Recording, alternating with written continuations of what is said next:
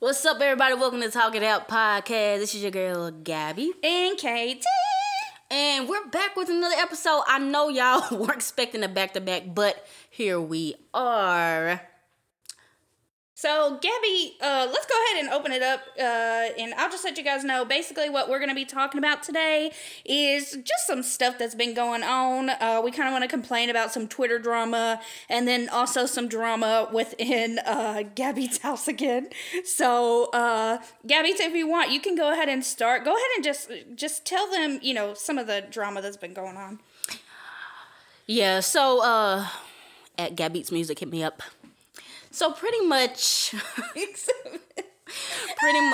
y'all know how, the fam is politically. And in some conversations with them, it's really just got me just pressed over the fact that in December, 10 months after coronavirus became a big pandemic, people are still denying the realities of coronavirus. With over 300,000 people dead of the disease, millions affected and still having side effects to this day, to this time, people are still thinking it's a hoax? Why, KT? Why? First of all, you put on your radio voice. Why, KT? Why? No, okay. So personally, I don't know what the craziness is behind it. For me, I feel like part of it's definitely got to do with how the televangelists at the very beginning of everything kind of plagued it as like, well, this isn't really legit, and if it is legit, then God isn't going to let you die. So for these Christians or for people who think it's fake, they're kind of brainwashed, like we talked about on the last episode whenever I was telling you about how people like Kenneth Copeland, like how he's got some of these people brainwashed. Whenever, people found out that Biden was going to be the president, he came up on his show and he was like, and he like made all these laughing, cringy laugh stuff whenever he found out, because he was like, what was it? It was something like, does the U.S. or do people really think that God would let Joe Biden be the president? And they've kind of just like, televangelists now have kind of like integrated their own Christian teachings into politics. Yeah, I think that's part of it. But I don't think everybody that's been that has this feeling is not a Christian, and everybody who has this feeling is not into the evangelical spectrum of Christianity. What do you think, then? I think it's just Americans. We have been conditioned to be individualistic. I say the only time that Americans actually came together, which was crazy, it was after 9/11. And it's like, you're my brother, except towards the Muslim people, the brown people. Right, they were still really racist. But as far as everyone else, I love everybody. Black folks, white folks, hugging and kissing. But now we're going back to the okie doke. With capitalism, it's all about me, me, me. I found out, I'm a white person, I found out the coronavirus mainly affects black people. So I'm out of the loop. I found out it only affects poorly or worse people that have pre-existing conditions. I don't have a pre-existing condition. I'm finna go out and about. I know that it affects older people. I don't have an older person in my life. I'm not old. I'm finna go out and about. Right. None of this is like, I want America as a whole, I want my fellow man to be safe. So I'm going to put on a mask and I'm going to social distance and I'm going to do my part to make sure that the essential workers, the doctors and the nurses are not overworked, and that older people, older Americans, older citizens get a chance to live a little bit longer. That doesn't go in our heads. We ready to party. We ready to turn up. We ready to see our relatives in Thanksgiving, which I've already started to see RIPs. Yep. That's crazy. So you were able to see your relative for one day, and now you ain't gonna never see them again. Because you brought coronavirus into their house. You did. Now, this ain't no guilt trip, but it kind of is, because I watch the news a lot. Like, every single morning I watch the news, and so every single day that I'm watching it, the numbers just keep going up. Everything just keeps going up, you guys. Like, it at one point it was 2,000 deaths a day. Then a week later, it was 3,000 deaths a day. And now we're working on 4,000 deaths a day. A day. Okay? And so we've hit 300,000 deaths, which, by the way, is more than the amount of American soldiers that died in World War II. It's more than. So this is a serious thing, and I don't think enough people are taking it serious. But I do think that a lot of it has to do with how the government has handled the situation. Yeah, they didn't take it serious, so why should we take it serious? Exactly. And so they wouldn't implement a shutdown. They wouldn't implement any type of anything. Trump kept denying it, and then it's been a shit show, honestly. Yeah, that's another thing too, because could Trump help fuel the by not wearing a mask, getting the coronavirus, the what? Whatever, and then saying I'm immune, I did it, so that just gave his people more fervor. And poor Herman Cain just cooling over there, and he ended up dead. Everybody else that's been over there able to get the virus, they go to the doctor and they've been all right, and they don't care about black people. So the Republicans ain't gonna be like, ooh, well maybe we should do better because Herman Cain died. They don't care about that. No, not right. at all. But my thing is, like, for the people that still like, oh, it's a hoax, it's a pandemic. It's gonna take their family members dying. That's literally the only thing that it's gonna take. No, I think that some of their family members have probably died, and they're so in denial of it. They probably like, oh, sorry, that's not really what happened to them. Just like, for instance, one of my family members. Their sister had died, and basically my family member is still denying it. Not all the time. Sometimes he believes in it. Sometimes he doesn't. And it just doesn't make sense. It doesn't make sense at all. I think it has something to do with mental health too. Like, oh. If we go back to like people not wanting to deal with the fact of America being racist, raping, pillaging, all that stuff. For a lot of people, the only way they can make it is if they make up things in their head. You think so? It's scary for some people to think that there is this disease or this virus going around that we can't hide from, that can kill you at any day, that can debilitate you. All that stuff. So they just say, well, it's not there. Yeah, that's true. It's crazy, but these people will believe in stuff that they can't see that has no evidence. I'm not going to go there.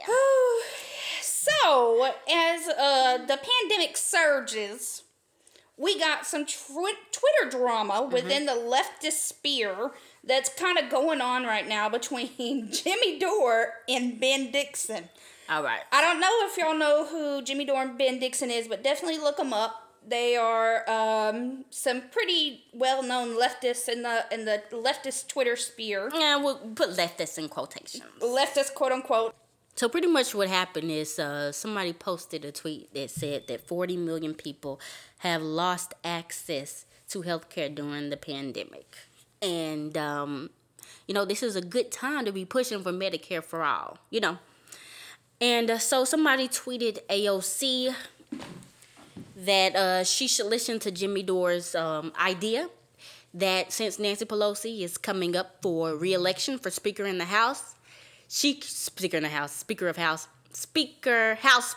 whatever it is, because I can't talk right now, that she and the squad should say, we're not going to vote for you until you put out a vote for Medicare for all.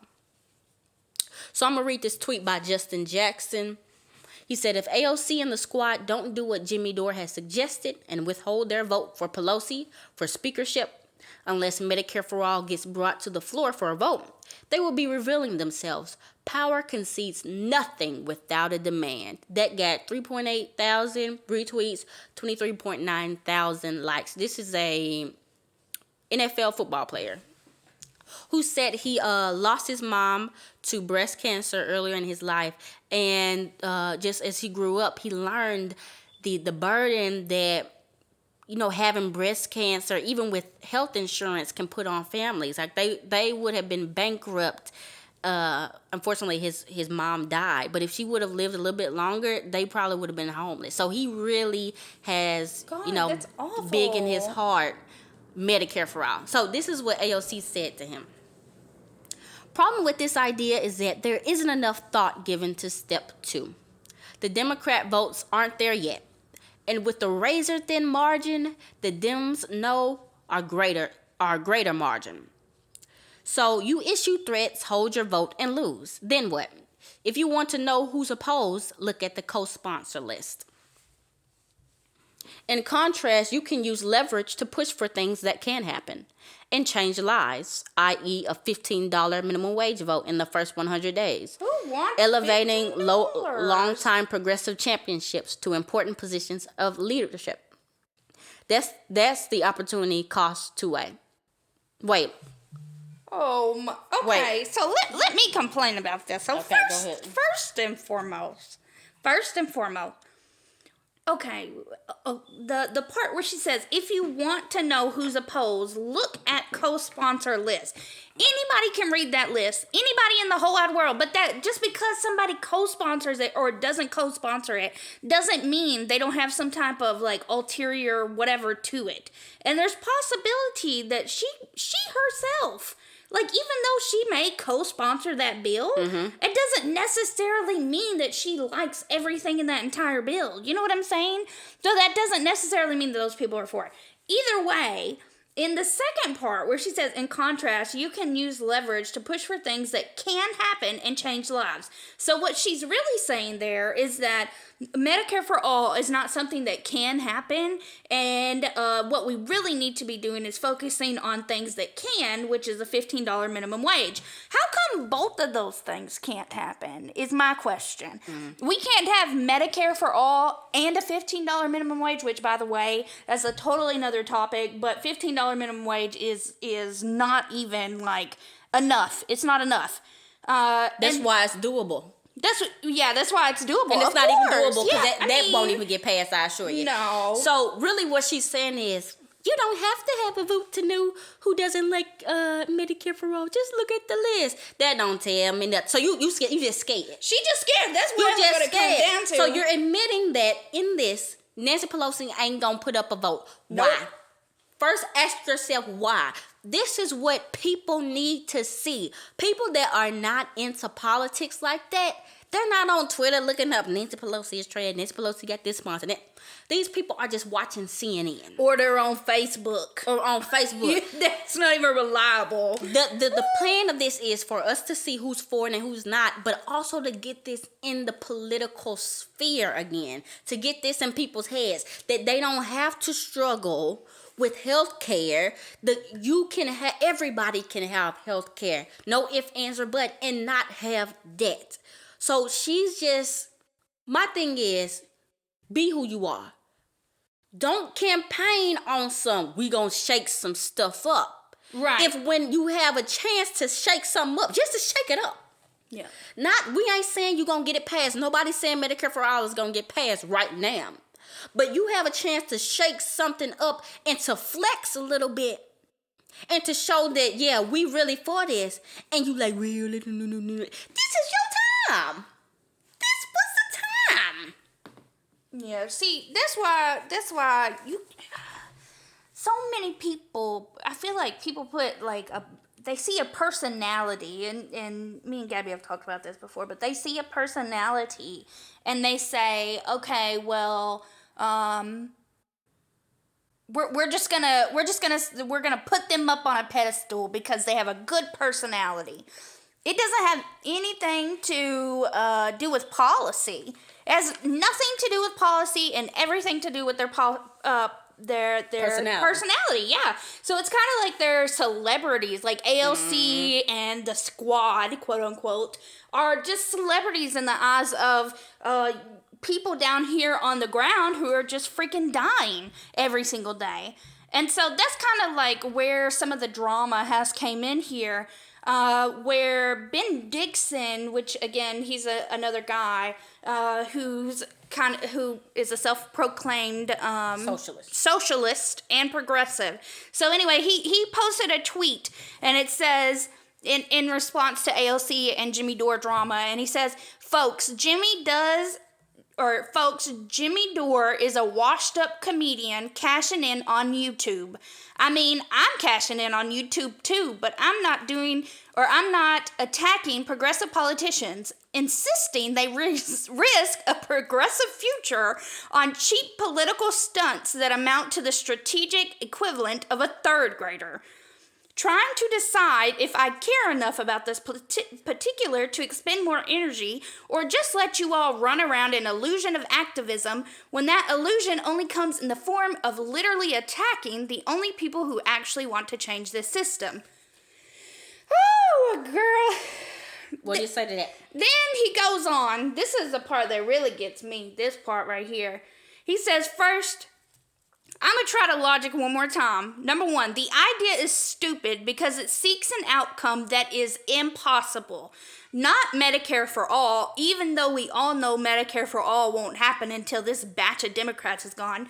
Okay, so that part really kills me because he's literally asking us for a sit and wait type of strategy. Literally. That's what he is. Thing, man. And that's literally every grifter we've ever seen ever in all of politics and all of Democrats and everything. He's literally asking us for a sit and wait type of thing. Why should we sit and wait on Democrats to just get up and go out of there? To die. Make sense. We're waiting on them to die because Nancy Pelosi ain't gonna leave.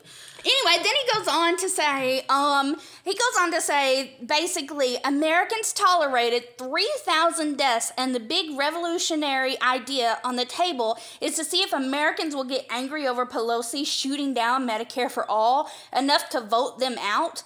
We actually have a shot at moving the ball, and it includes everyone, including the squad, which is, AOC, Cori Bush, etc., to the various organizations and independent media.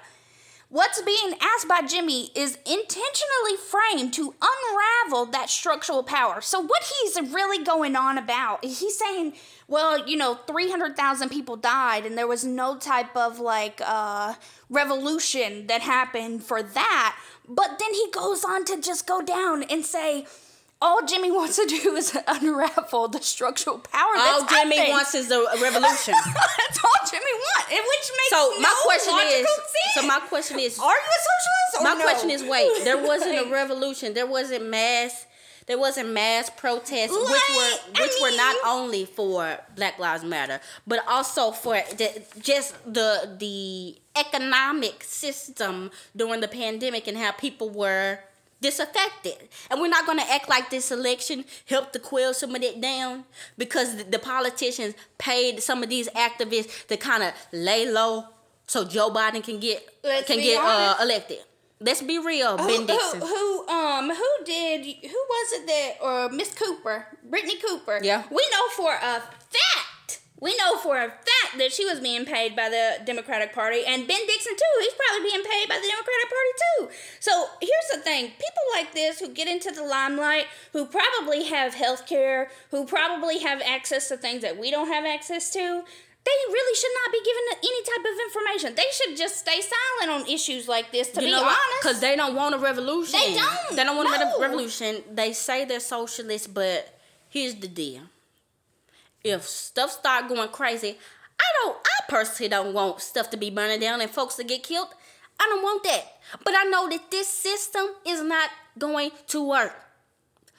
He's saying literally, Jimmy Dore is bad because he gonna try to mess up and make stuff make a protest. That's a protest. Are you against protests? Here's one thing. How are you a progressive? How are you a socialist? But you don't want to make any type of structural change.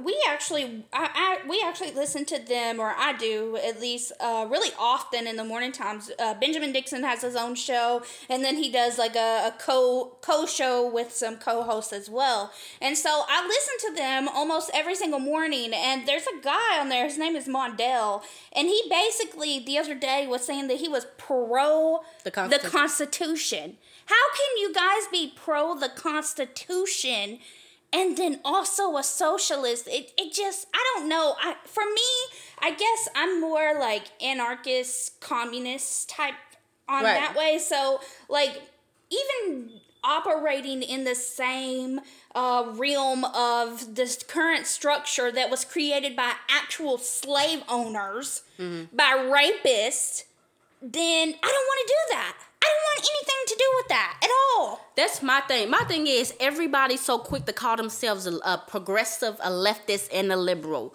We already talk about how in the court, like in the space of just the earth, what we consider liberalism is what they would consider conservatism in some of them places. Right. So, and now we have that global access to how other people are running. AOC and them are not progressives. They're fighting for $15 a minimum wage and maybe Medicare for all. But that's not progressive. Like, girl, they're that doing was that back in 2008. They're doing that everywhere. Exactly. You know what I'm saying? A progressive is somebody that says everybody needs to have a house. These corporations should pay everybody, not just a living wage.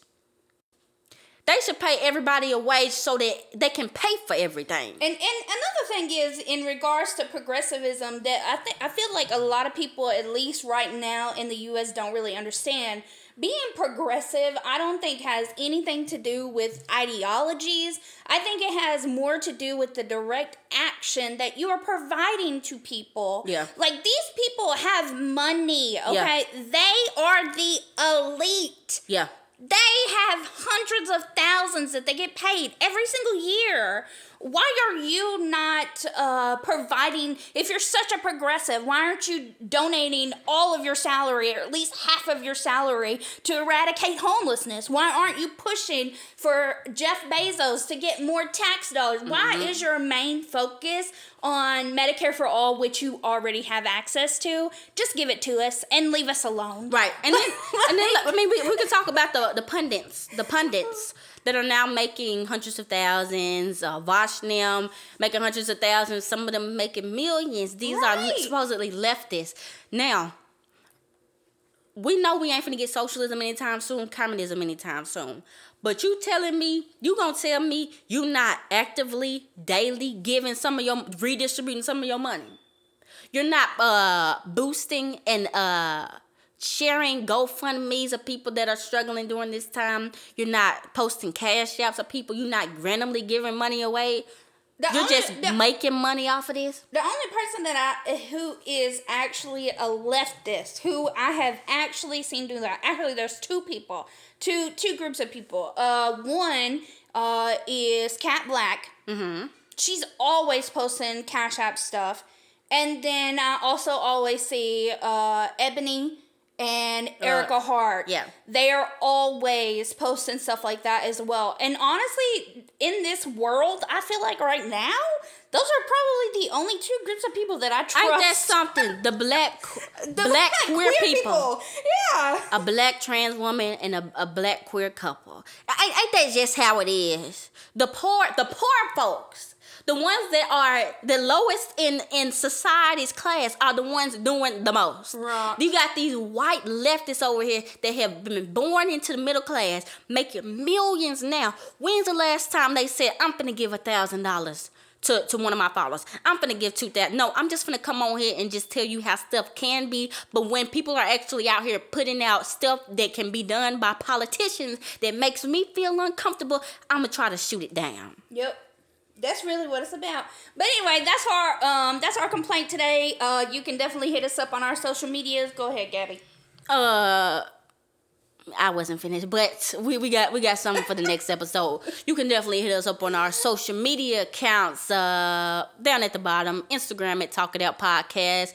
Twitter at Talk It Out _pod. Hit us up on our individual Instagrams. KT at KT _does art on Instagram and Twitter. Gabbeats Music, GABBEATS Music on Instagram and Twitter. And also check out our YouTube, which will be down below. Thank you everybody for listening. If you like what we were talking about, make sure you share this with a friend. Leave a comment. What do you think? Tag Ben Dixon, tag Jimmy Dore. Let's see if we can get him on the show. All right, that's it. We're out.